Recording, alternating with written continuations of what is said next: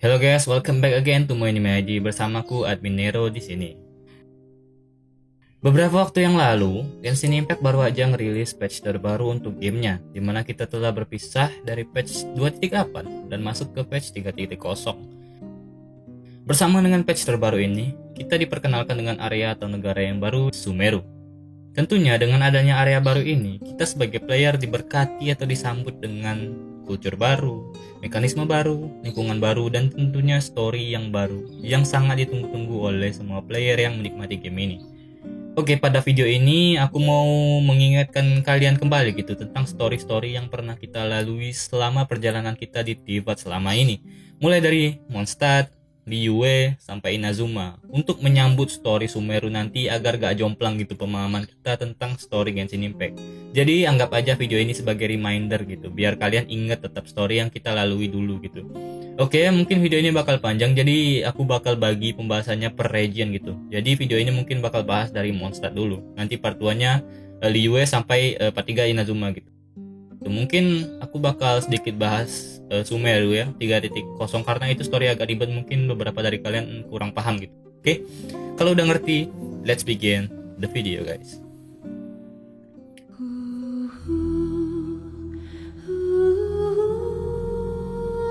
Cerita Genshin dimulai ketika kedua kembar bersaudara, yakni Aether, sang kakak, dan Lumin, sang adik, yang berkelana dari satu dunia ke dunia yang lain dengan alasan yang belum diketahui sampai sekarang. Semua awalnya berjalan lancar, hingga suatu ketika mereka sampai di gerbang antara kedua dunia yang hendak mereka lewati. Mereka pun dihadang oleh Kian. Maksudku, mereka dihadang oleh seorang unknown god yang mengaku sebagai sustainer of heavenly principle. Entah apa gitu ya, alasan unknown god ini kemudian dia menyerang kedua bersaudara ini. Dan alhasil memisahkan mereka berdua. Yang mana kalau player memilih Aether sebagai karakter utama, maka Lumin yang nanti akan terculik. Dan begitu pula sebaliknya.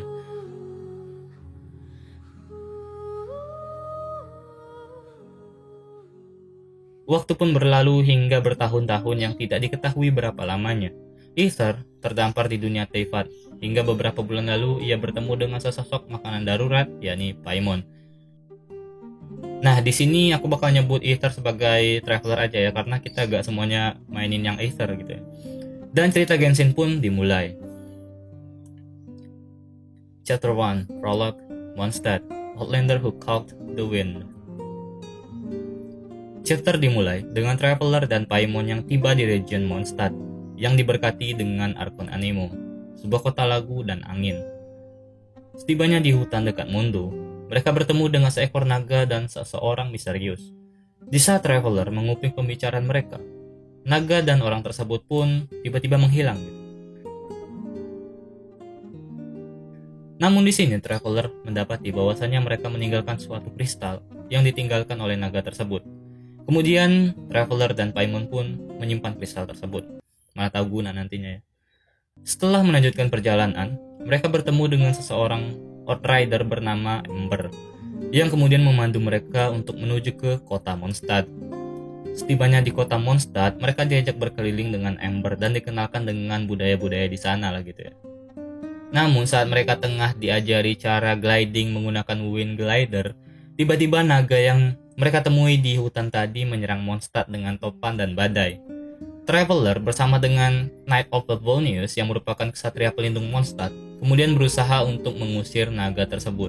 Singkat cerita mereka pun berhasil, dan melihat kemampuan Traveler yang sangat hebat, salah satu ksatria KOF bernama Keiya tertarik dan mengundangnya ke markas KOF. Sesampainya di markas, mereka bertemu dengan acting Grandmaster Jian dan pustakawan bernama Lisa. Singkat cerita lagi, di sini Lisa menceritakan siapa naga yang menyerang tadi. Naga tersebut ternyata bernama Devalin yang dijuluki orang-orang Mondstadt sebagai Storm Terror karena peristiwa ini, dan merupakan salah satu dari The Four Wind. FYI aja ya, Four Wind di sini adalah 4 entitas pelindung Mondstadt, yaitu Andrius, si Serigala, Barbatos, Arkon Anemo, Devalin yang naga tadi, dan Vanessa. Kemudian Lisa di sini juga menambahkan bahwasannya jika ingin mengakhiri masalah ini, mereka harus menghancurkan sumber kekuatan yang dipakai Devalin, yakni reruntuhan dari ketiga Four Wind lainnya. Singkat cerita lagi, Traveler diminta untuk membantu dan ia setuju, dengan imbalan untuk dibantu mencari saudaranya nanti. Setelah selesai berdiskusi, Traveler melihat orang yang tadi ia temui di hutan tengah berjalan di depannya gitu. Traveler pun mengikuti orang tersebut dan singkat cerita lagi, seiring ia mengikuti orang itu dan berbicara padanya, di sini terungkap bahwasannya orang tersebut adalah Archon Anemo atau Barbatos yang tengah menyamar menjadi pengamen yang bernama Venti. Rupanya si Venti ini memiliki rencana tersendiri untuk membantu The Fallen yang teman lamanya, yakni dengan menggunakan lagu yang dihasilkan oleh Lyre of the Himmel yang kini disimpan oleh gereja Mondstadt. Nah, di sini Venti juga menjelaskan nih, kenapa The Fallen yang dulu naga lembut, naga baik gitu ya menjadi seperti ini. Itu dikarenakan The Fallen sudah mengalami degradasi, darahnya menjadi hitam gitu ya. Dan karena kesempatan inilah, dia dimanfaatkan oleh suatu organisasi jahat yang berbuat onar di Tivat bernama Abyss Order untuk menjalankan skenario mereka gitu, dengan menghancurkan atau memusnahkan monster gitu. Pokoknya berbuat kekacauan di monster gitu. Singkat cerita, dikarenakan mereka gak punya akses untuk masuk dan meminjam layar ini di gereja, mereka merencanakan sesuatu yang sangat-sangat tidak boleh ditiru, yaitu maling ke gereja tersebut. Maling ke tempat ibadah, emang gila sih Venti ini. Dan singkat cerita lagi, Traveler masuk ke gereja dan hampir berhasil gitu ya, mengambil layar tersebut. Nah, kenapa aku katakan hampir berhasil? Karena di sini tiba-tiba muncul seorang Fatui Cicin Mage yang datang dan maling layar tersebut. Bersamaan dengan itu, tiba-tiba penjaga yang ada di gereja itu memergoki Traveler dan juga Traveler pun lari setelah itu ya. Setibanya di luar dia bertemu dengan Venti lagi dan kemudian Venti pun mengajak si Traveler ini ke bar langganan si Venti untuk membahas rencana selanjutnya. Nah, setibanya di bar yang dibilang Venti tadi, mereka bertemu dengan pemilik bar tersebut. Pemilik bar tersebut bernama Diluc. Diluc di sini merupakan seorang mantan satria KOF ya, yang berhenti karena beberapa alasan gitu ya. Dan dia setuju untuk membantu Venti serta Traveler karena ya ini mengancam kota Mondstadt gitu loh. Dan setelah itu Diluc memanggil Jan yang merupakan acting Grandmaster untuk Mondstadt saat ini karena ia merupakan orang penting yang harus dilibatkan dalam masalah ini gitu. Mereka kemudian berencana untuk mengambil layar tersebut dari tangan Fatui. Akhirnya diutuslah Diluc serta Traveler ke markas Fatui untuk mengambil layar tersebut dan singkatnya mereka berhasil gitu. Setelah itu mereka kembali ke bar dan membahas rencana selanjutnya. Di sini Venti berkata kalau layar tersebut sudah kehilangan kekuatan animonya sejak dahulu kala. Dan di saat ini Traveler mengeluarkan kristal yang dipungutnya tadi di hutan. Venti pun berkata bahwasannya itu merupakan kristal air mata daripada The Fallen dan ia pun dapat memurnikan Lyre of the Himmel. Tapi menurut Venti satu kristal saja itu belum cukup gitu dan alhasil dia menyuruh Traveler untuk mencari ketiga sisanya yang berada mungkin di reruntuhan atau dicuri oleh Hilichurl gitu. Singkat cerita Traveler pun berhasil mengumpulkan sisa kristal air mata The Fallen dan Lyra tersebut kembali pulih. Nah, dikarenakan Lyra tersebut adalah senjata utama mereka untuk menyelamatkan The Fallen, mereka pun membahas rencana selanjutnya untuk segera menyelamatkan The Fallen gitu ya. Keesokan harinya mereka pun langsung bergegas ke markas lagi sarang daripada The Fallen ini yang berada di Storm Terror Lair di Old Mondstadt gitu ya. Sesampainya di sarang The Fallen, mereka kemudian membuka beberapa segel dan juga membasmi beberapa Hilichurl agar tidak mengganggu nanti proses penyelamatan The Fallen. Singkat cerita, mereka sampai di tower tempat The Fallen bersarang gitu dan bertemu dengan The Fallen. Dan di sini mereka bertarung gitu sama The Fallen. Singkat cerita lagi, pertarungan terjadi secara sengit di udara gitu ya, angin di mana-mana gitu ya, pokoknya badai gitu ya. Dan mereka berhasil mematahkan atau menghancurkan kutukan yang ditanam oleh Abyss Order ke si The Fallen ini. Dan The Fallen pun meminta maaf serta kembali seperti semula gitu ya.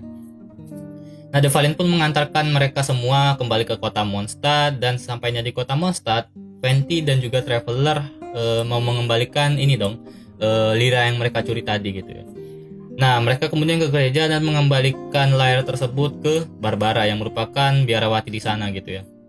Nah, pas mereka keluar dari gereja setelah mengembalikan layar ini, mereka tiba-tiba dicegat oleh seorang Fatui Harbinger nomor 8 yaitu La Signora bersama dengan bawahannya gitu ya.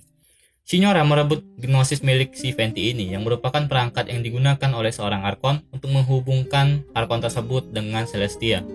Celestia sendiri merupakan sebuah tempat di mana para dewa berkumpul gitu ya. Kayak organisasi gitu ya, organisasi circle para dewa gitu ya. Pada saat ini Traveler dibuat pingsan oleh Signora. Nah, beberapa saat berlalu, kemudian Traveler terbangun dan mendapati dirinya telah dirawat oleh Barbara di gereja. Mengingat kejadian tadi, Traveler kemudian menanyakan keadaan Venti pada Barbara, dan Barbara menjawab bahwasannya Venti sudah pergi terlebih dahulu. Khawatir dengan keadaan Venti, Traveler kemudian mencarinya, dan singkat cerita, Traveler menemukan Venti di daerah Windrise. Di sini Venti berbicara sedikit tentang kehidupannya sebagai Archon, yang mana dia sendiri sudah membuang predikat tersebut sejak dahulu kala dan membebaskan rakyat Mondstadt untuk menentukan pilihan hidupnya sendiri gitu ya. Venti juga di sini bercerita tentang beberapa kebiasaannya yang kurang penting untuk dibahas gitu ya. Tapi di sini terungkap bahwasannya seorang yang memegang vision ini merupakan seseorang yang memiliki ambisi tinggi sehingga dewa menjawab ambisi tersebut gitu ya dan memberikan orang ini kekuatan. Orang yang memiliki vision ini disebut sebagai Allogens. Nah, di sini juga Venti berkata bahwasannya dia tidak tahu menahu tentang dewa yang menculik si saudara Traveler dan juga dia gak tahu menahu gitu tentang saudara Traveler gini. Tapi di sini si Venti menyarankan untuk Traveler agar melanjutkan perjalanan ke Liyue. Karena kebetulan di Liyue bentar lagi itu akan ada dilaksanakan yang namanya itu Festival Rite of Descension, di mana pada perayaan ini itu Rex Lapis atau Archon Geo akan turun langsung ke rakyatnya gitu ya. Dan di mana ini merupakan kesempatan yang bagus untuk bertanya pada Archon Geo, barang tahu dia tahu tentang saudara daripada Traveler ini. Ya, cerita di Mondstadt pun berakhir di sini dan kita lanjut ke Liyue. Nah, untuk video kali ini mungkin sampai sini dulu aja. Untuk yang Liyue aku bakal bahas di next video. Jadi kayak aku pengen bahas satu video khusus tentang ini loh, biar lebih enak aja gitu, lebih terorganisir gitu ya. Jadi stay tune aja untuk video yang Liyue gitu ya. Oke, sekian dulu dari akun Minero. Sampai jumpa di next video and bye bye. わかった。旅人、助力を願おう。さらば、我が友、今日の別れはいつかの再会のためでもある。はあ